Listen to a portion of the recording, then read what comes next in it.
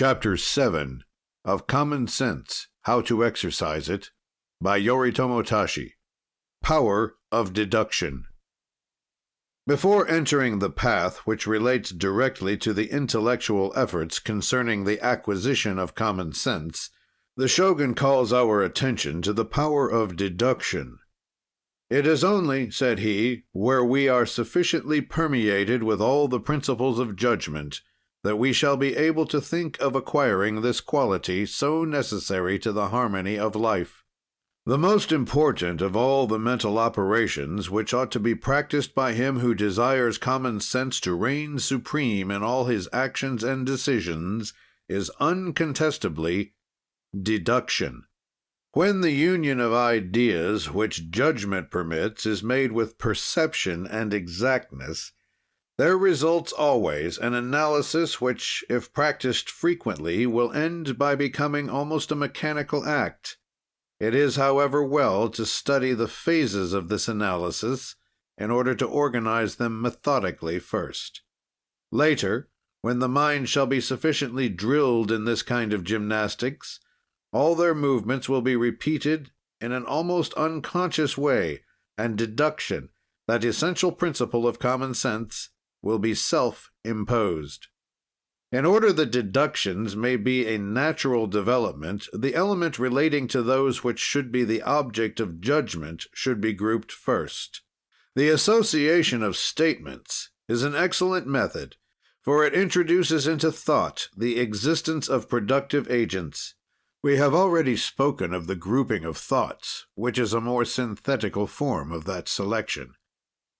Instead of allowing it to be enlarged by touching lightly on all that which is connected with the subject, it is a question, on the contrary, of confining it to the facts relating to only one object. These facts should be drawn from the domain of the past. By comparison, they can be brought to the domain of the present in order to be able to associate the former phenomena with those from which it is a question of drawing deductions. It is rarely that these latter depend on one decision alone, even when they are presented under the form of a single negation or affirmation. Deduction is always the result of many observations formulated with great exactness, which common sense binds together. That which is called a line of action is always suggested by the analysis of the events which were produced under circumstances analogous to those which exist now. From the results of these observations, the habit of thinking permits of drawing deductions, and common sense concludes the analysis. The method of deduction rests upon this: one thing being equal to a previous one should produce the same effects. If we find ourselves faced by an incident that our memory can assimilate with another incident of the same kind, we must deduce the following chain of reasoning. First, the incident of long ago has entailed inevitable consequences. Secondly, the incident of today ought to produce the same effects, unless the circumstances which surround it are different. It is then a question of analyzing the circumstances and of weighing the causes whose manifestation could determine a disparity in the results. We shall interest ourselves first in the surroundings, for thus, as we have said, habits of thought and feeling vary according to the epoch and the environment. A comparison will be established between persons or things in order to be absolutely convinced of their degree of conformity. The state of mind in which we were when the previous events were manifested will be considered, and we shall not fail to ascertain plainly the similarity or change of humor at the moment as related to that of the past. It is also of importance to observe the state of health, for under the affliction of sickness, things assume very easily a hostile aspect. It would be wrong to attribute to events judged during an illness the same value which is given to them at this present moment. When one is absolutely decided as to the relation of new perceptions and mental representations, one can calculate exactly the degree of comparison. The moment will then have arrived to synthesize all the observations and to draw from them the following deductions. First, like causes ought, all things being equal, to produce like effects.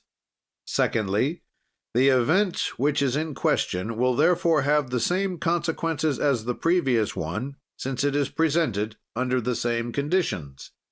Or again, being granted the principle that like causes produce like effects, as I have just affirmed, and that there exist certain incompatibilities between the contingencies of the past and those of today, one must allow that these incompatibilities will produce different results.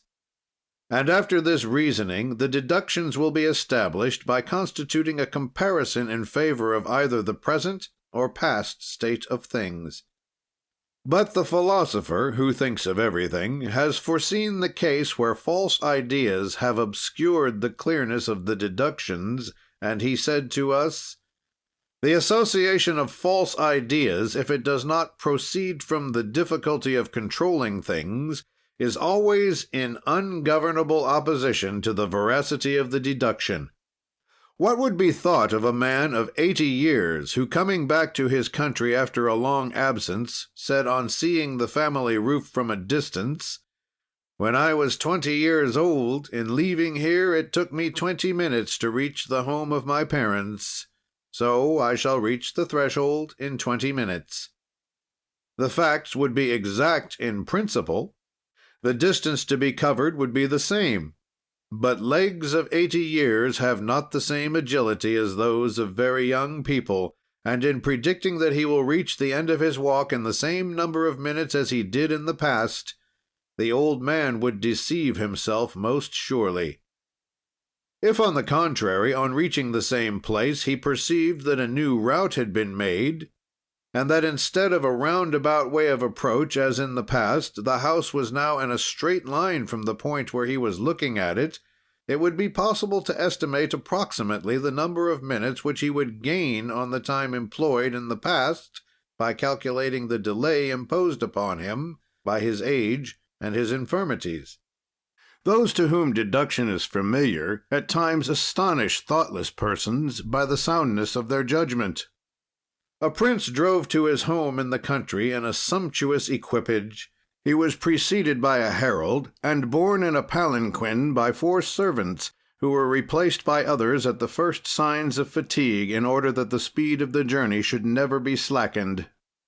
As they were mounting with great difficulty a zigzag road which led up along the side of a hill, one of these men cried out, "Stop!" said he. "In the name of Buddha, stop!" The prince leaned out from the palanquin to ask the cause of this exclamation. "My lord," cried the man, "if you care to live, tell your porters to stop." The great man shrugged his shoulders, and turning toward his master of ceremonies, who was riding at his side, said, "See what that man wants." But scarcely had the officer allowed his horse to take a few steps in the direction of the man who had given warning, when the palanquin, with the prince and his bearers, rolled down a precipice opened by the sinking in of the earth. They raised them all up, very much hurt, and the first action of the prince, who was injured, was to have arrested the one who, according to him, had evoked an evil fate. He was led, then and there, to the nearest village and put into a cell. The poor man protested. "I have only done what was natural," said he. "I am going to explain it, but I pray you let me see the prince. I shall not be able to justify myself when he is ill with fever." "What do you mean?" they replied. "Do you prophesy that the prince will have a fever?" "He is going to have it." "You see, you are a sorcerer," said the jailer. "You make predictions." And then he shut him in prison to go away and to relate his conversation to them all.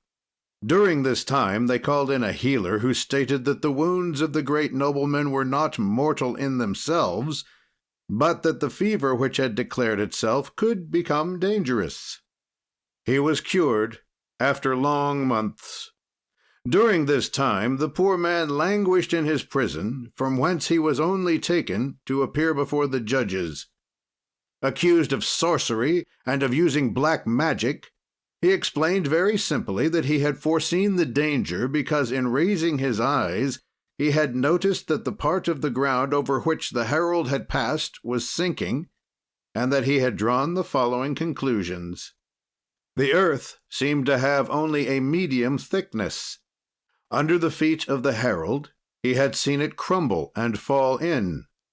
He had deduced from this that a weight 5 times as heavy added to that of the palanquin would not fail to produce a landslide.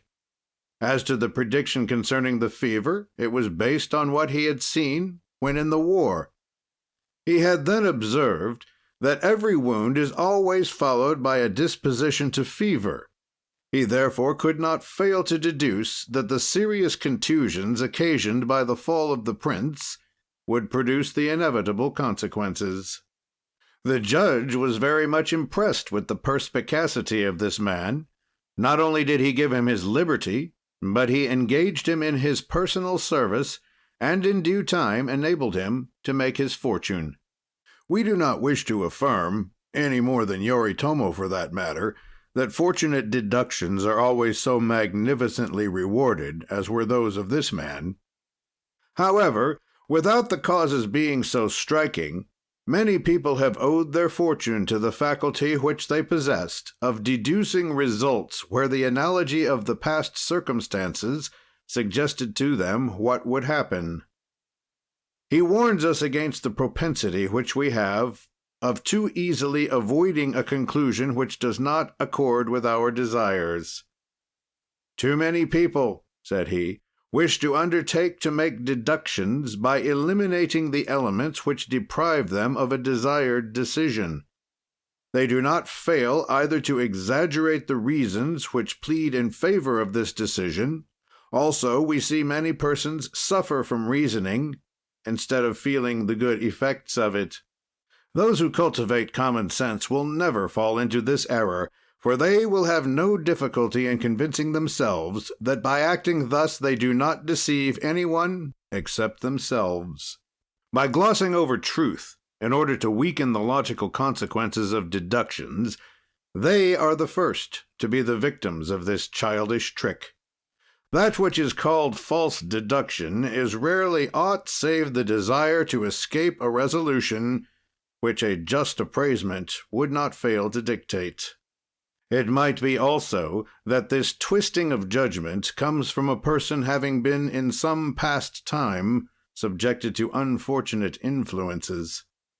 By devoting oneself to the evolution of thought, of which we have already spoken when presenting the symbolical fan, and above all by adopting the precepts which, following the method of Yoritomo, we are going to develop in the following lessons, we shall certainly succeed in checking the errors of false reasoning.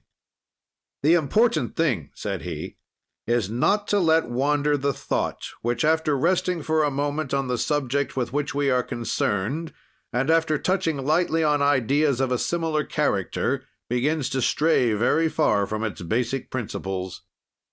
Have you noted the flight of certain birds?